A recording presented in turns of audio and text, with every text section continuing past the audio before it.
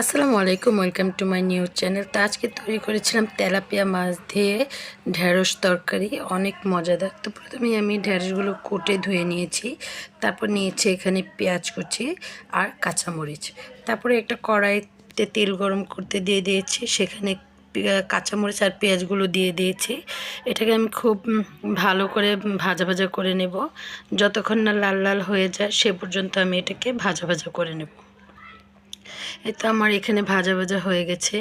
এখানে আমি 1 চামচ লবণ দিয়ে দেব, আর সাথে দিয়ে দেব একটু আদা রসুন বাটা। আদা রসুন বাটা দিয়ে আমি একটু ভালো করে একটু ভাজা ভাজা করে নিব। না হয়ে গেলে আমি এখানে দিয়ে দেবো 1 চামচ হলুদ মরিচের ফাঁকি আর 1/2 চামচ জিরা দিয়ে আমি একটু পানি দিয়ে দেব। ভালো করে আমি এটাকে কষিয়ে নেব। কষানো হয়ে গেলে এখানে আমি ঢেঁড়সগুলোকে দিয়ে দেব। ঢেঁড়সগুলোকে দিয়ে আমি খুব ভালো মতো একটু 1-2 মিনিটের মতো একটু ভালো করে কষিয়ে নেব। তো এখানে আমি নাড়াচাড়া দিয়ে মশলাটা মিশিয়ে একটা ঢাকনা দিয়ে ঢেকে দিয়েছি। তারপর আমি ঢাকনাটা 1 মিনিট পর খুলে খুব ভালো করে এটাকে একটু কষিয়ে নিয়েছি। তো কষানো হয়ে গেলে আমি এখানে পরিমাণ মতো ঝোল দিয়ে দেব বা পানি দিয়ে দেব। তো পানিটা দিয়ে আমি একটু ভালো করে নাড়াচাড়া করে তারপরে এটাকে ঢাকনা দিয়ে ঢেকে দেব বলক না আসা পর্যন্ত।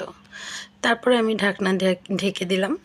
তারপর 2-3 মিনিট পর যখন ভালো করে খুব বলক চলে আসছে, তখন আমি ভাজা মাছটা ছিল সেই মাছটা আমি উপরে সুন্দর করে সাজিয়ে দিয়ে দেব এবং একটু নাড়াচাড়া করে তারপর আবারও ঢাকনা দিয়ে ঢেকে দেব বেশ খানিকক্ষণ, যে পর্যন্ত ঝোলটা না শুকাবে আমি সেই পর্যন্ত হাই হিটে জাল করে নেব। তারপর ঢাকনাটা খুলে আমি একটু নাড়াচাড়া দিয়ে আবারও ঢাকনা দিয়ে ঢেকে দিয়েছি।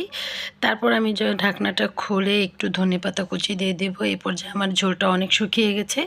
তারপরে একটু ঢাকনা খুলে আমি ভালো করে জাল দিয়ে নিয়ে নেব। এই তো আমার হয়ে গেল তেলাপিয়া মাছ দিয়ে ঢেঁড়স তরকারি। যদি ভালো লাগে চ্যানেলটাকে সাবস্ক্রাইব করে পাশে থাকবেন।